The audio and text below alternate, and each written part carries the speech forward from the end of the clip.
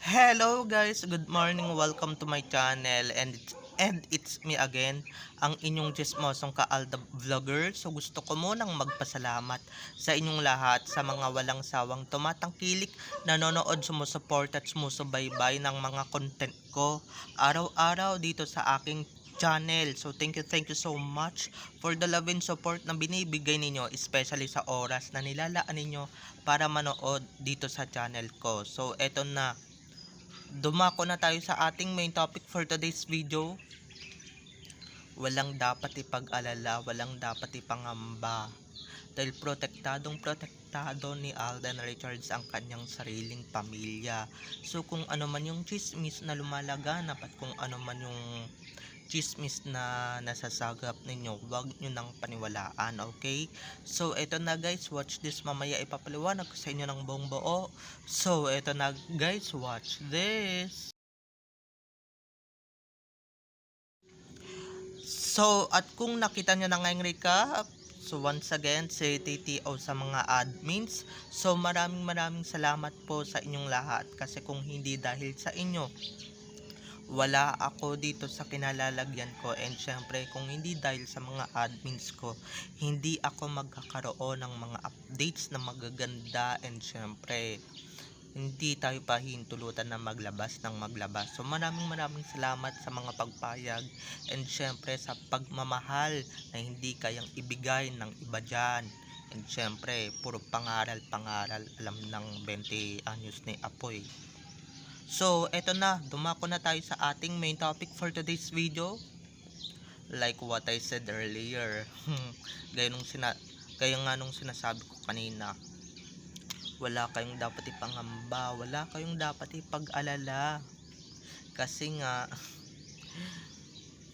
protektado ni Alden Richards at mahal na mahal niya yung asawa niya. And syempre, hindi lang asawa niya, kung hindi yung pamilya niyang binuo niya. And syempre, hindi siya papayag na mawasak lang yun ng kung sino-sinong Poncio Pilato, mga demon sa paligid na 'di ba, kung sino-sino diyan na kaya yung mga chismis na lumalaganap and syempre kumakalat, wag ninyong paniniwalaan, na wag ninyong panonoorin. And syempre pagka pinanood nyo, 'di ba, maniniwala agad kayo, maguguluhan kayo. So para para makampante kayo, wag na lang kayong manood ng mga chismis tungkol sa Armaine or Katden and syempre sa Sanden. 'Di ba? Dahil yung mga yan ay mga desperado at desperada na masira talaga yung pamilya na binuo ni Alden. Akala nyo naman guys, kahit anong link inyo dyan kay Sakang or kay Reto Kada na may nag-aalaga sa kanyang top executive, 'di ba, ng network, wala pa rin, nga pa rin, hindi pa rin nila nawawasak ang pamilya, 'di ba? As if naman napapayagan kay ni Alden na wasakin yung pamilyang binuo niya, no? 'Di ba?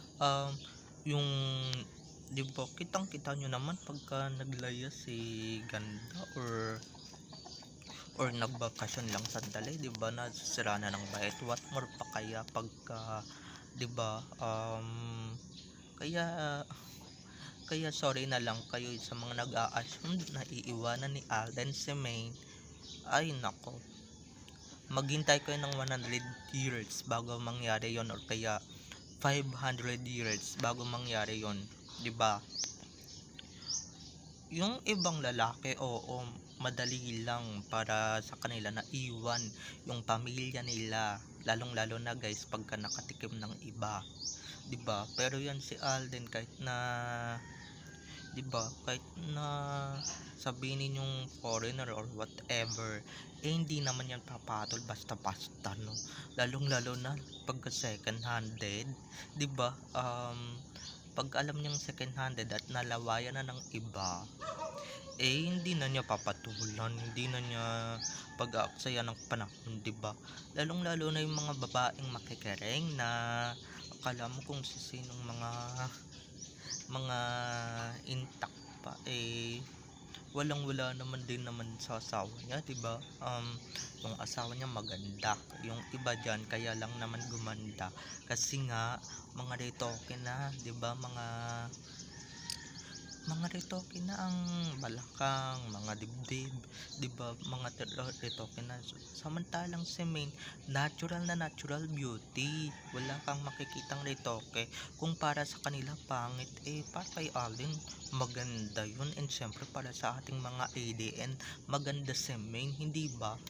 Aanuhin mo yung ganda mo sa panlabas pero yung ugali mo naman nakakasuka, 'di ba? Yung ugali mo naman um halatang walang pinag-aralan or walang breeding, 'di ba? Di man lang makagets ng mga bagay-bagay, 'di ba? Um at pag tinatanong ka kung ano-ano yung sinasagot mo, hindi ba? So, um eto na, wag na lang natin pansinin yung mga taong galit sa atin, and syempre mga taong may galit sa atin. Hayaan nyo na lang yung karma ang mag-lead sa kanila ng way, okay? Lalong lalo na yung mga bashers ko, nako, puputaktin na naman ako na itong mga to.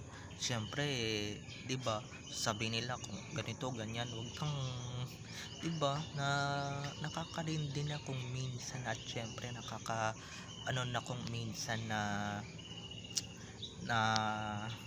ganitohin tayo, 'di ba? Pero tatandaan ninyo ha, huwag tayong gumante and huwag na tayong umano, okay?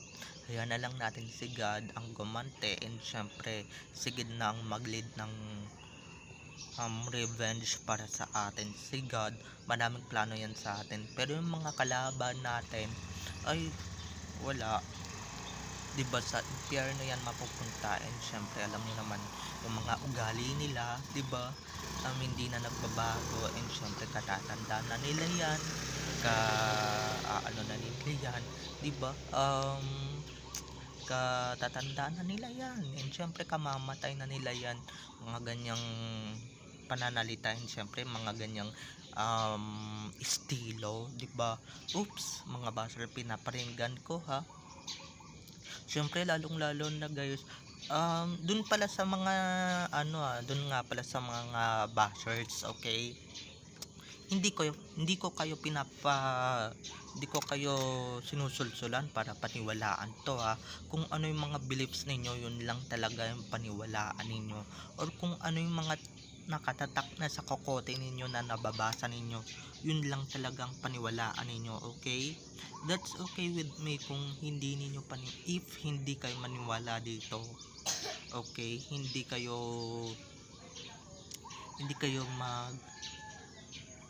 um hindi kayo maniwala dito, hindi kayo ma-force dito, 'di ba? Hindi kayo maniwala, and syempre, 'di ba, respetuhan lang naman tayo kung hindi kayo maniwala dito.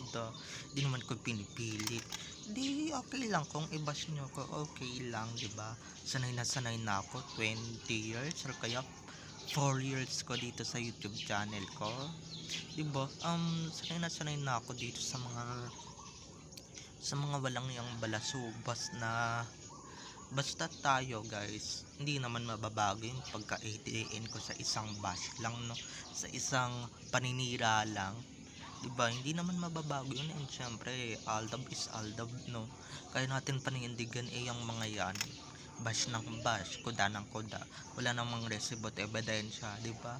Wala namang resibot ebidensya na mag-asawa daw si Main, pati si Arjo, ganyan-ganyan, na nililigawan ni Catherine, si Alden, ganyan-ganyan, na si Sanya, ganito, ganyan, 'di ba?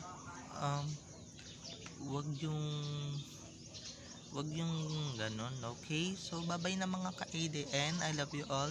Have a nice day. Keep safe and God bless.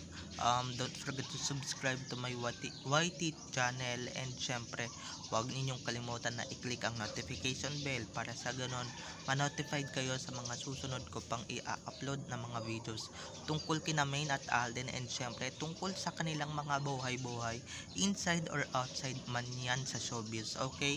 So bye-bye na mga ka-ADN. I love you all. 11 days na lang Pasko na. Advance Merry Christmas everyone. Bye-bye.